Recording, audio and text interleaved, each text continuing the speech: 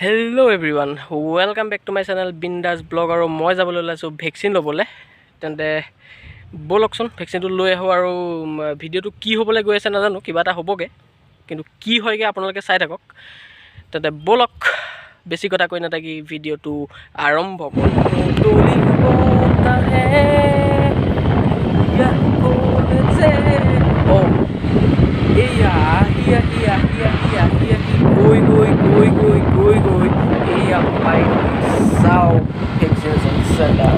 এইটোৱেই সেইটো vaccination centre যিটোত ল'ম মই ভেকচিন বৰপথাৰ PHC ছিজন 6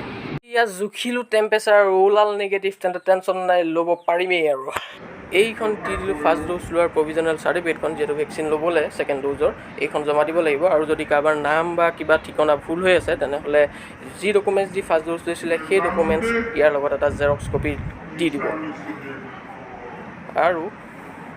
আজি মানুহ যথেষ্ট কম 2-4জন মানুহ আছেহে এটা ৱেইট কৰিব লাগিব ভেকচিন ল'বলৈ ৱেইট কৰি আছোঁ ভেকচিন ল'ম বুলি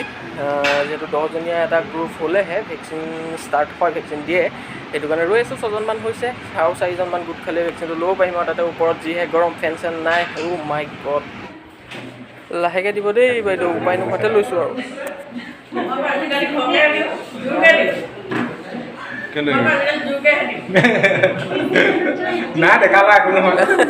দেখা ল'ৰা ন ৰাতিলেহে গম পাবি অঁ হৈ গ'ল নি গমেই নাপালোঁ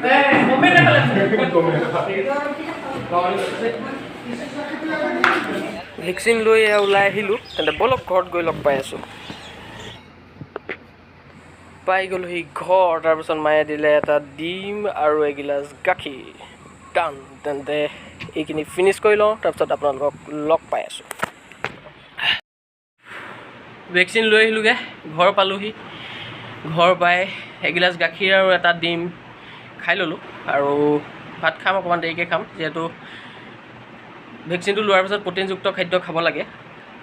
মাছ মাংসই হওক বা গাখীৰেই হওক বা পনীৰেই হওক যিয়ে নহওক খাব লাগে সেইকাৰণে মই এগিলাচ গাখীৰ আৰু এটা ডিম খাই ল'লোহি এতিয়া কথাটো হ'ল যে বহুতো আমাৰ মাজত এনেকুৱা ধৰণৰ মানুহ আছে যিয়ে ভেকচিন আজিলৈকে লোৱাই নাই ফাৰ্ষ্ট ড'জটোৱে লোৱা নাই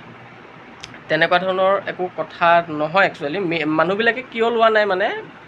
ভয় কৰে যে কিবা ছাইড এফেক্ট হ'ব বা তেনেকুৱা ধৰণৰ কিবা অসুবিধা দেখা দিব বুলি